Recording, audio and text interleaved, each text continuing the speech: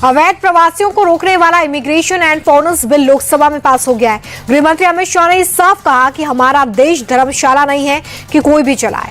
उन्होंने पश्चिम बंगाल का भी जिक्र किया। पश्चिम बंगाल की ममता सरकार पर अटैक करते हुए कहा कि 2026 में बंगाल में बीजेपी की सरकार बनेगी और घुसपैठ का ये रूट हमेशा के लिए बंद हो जाएगा। ये सवाल हमें करते हैं, अभी भी किया कि रोहिंग्या दिल्ली तक आ गए, आपके नाक के नीचे आया। मान्यवर, ये बांग्लादेशी घुसपैठिए हो या रोहिंग्याज हो जो घुस कर आते हैं, पहले असम से भी आते थे जब कांग्रेस की सरकार, अब बंगाल से आते हैं टीएमसी की सरकार, घुस कर आते हैं। इनको आधार कार्ड दादा कौन देता है? नागरिक कहां के बने हैं? कहां के बने हैं? जितने बांग्लादेश से पकड़े गए 24 परगना जिले का आधार कार्ड और नागरिकता है मान्यवर।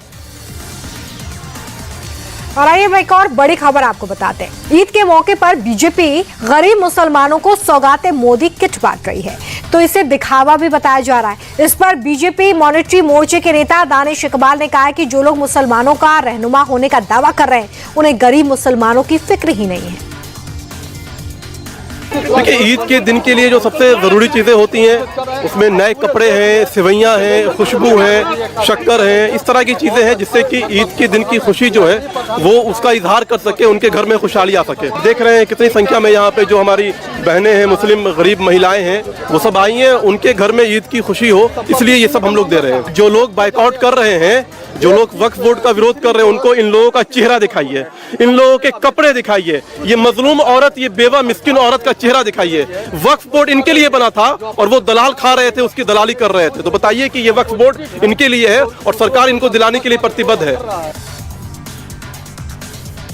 लेकिन आरजेडी विधायक भाई वीरेंद्र ने कहा कि ये सब बीजेपी की नौटंकी है। अगर किट लेने आई महिलाओं का बैकग्राउंड चेक किया जाए तो सबकी सब हिंदू निकलेंगे।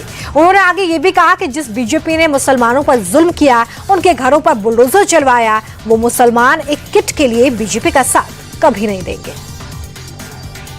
देश में हिंसा आप फैलाइएगा, नफरत पैदा आप कीजिएगा और फिर दोनों को गला लगाना चाहेगा तो नफरत जिससे फैलाए हैं वो आपसे गला मिलेगा कभी?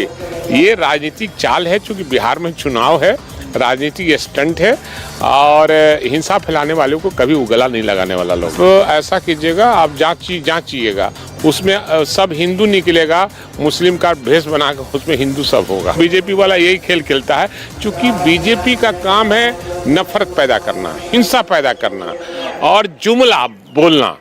ये मोदी का जुमला है और जुमला ही उसका ये है, ये भी जुमला ही है। तो देखा आपने कि आरजेडी विधायक ने इसे नौटंकी और जुमला करार दिया। तो वहीं बिहार के पूर्व डेप्यूटी सीएम तारकिशोर प्रसाद ने कहा कि आरजेडी को जमीनी हकीकत के बारे में कुछ नहीं पता। हकीकत यह है कि मोदी ने गरीबों की सेवा में कभी भी मजहब को आड़े नहीं आने दिया है। केंद्र सरकार की स्कीम्स का फायदा जितना गरीब हिंदुओं को मिला है, उतना ही पसमानदा मुसलमानों को भी मिला है। सुनिए।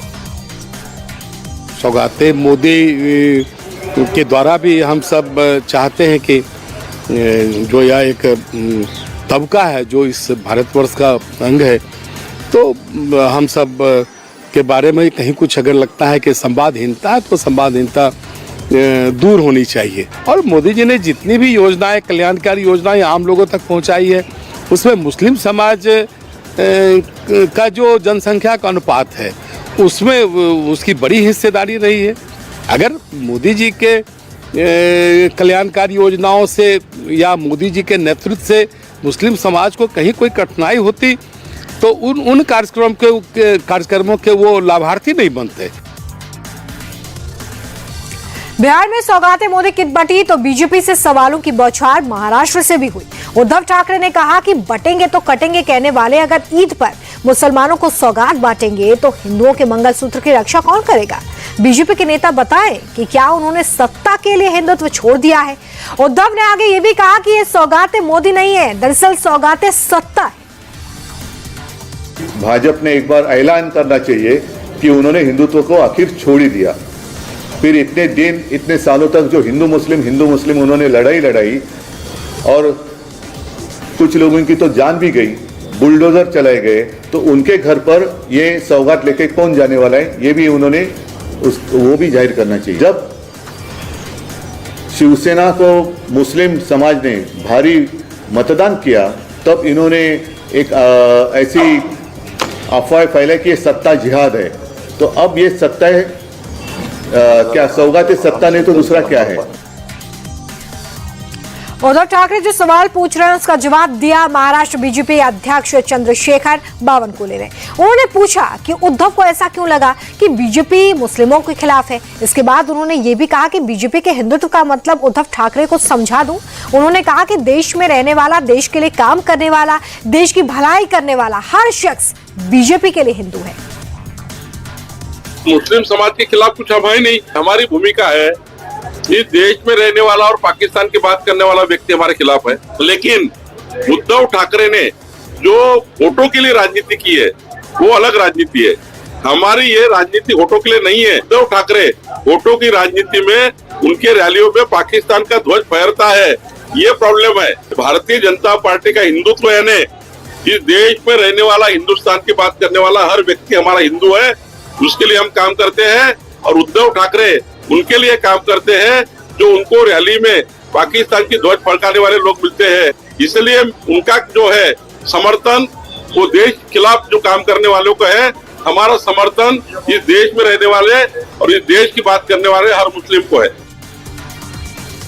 और देखिए, सौगाते मोदी को लेकर सवाल अबू आजमी ने भी उठाया। उन्होंने कहा कि ये सब बिहार चुनाव की वजह से किया जा रहा है। अगर मोदी मुसलमानों को सौगाती देना चाहते हैं तो उन्हें देश में बराबरी से जीने का हक दे दें।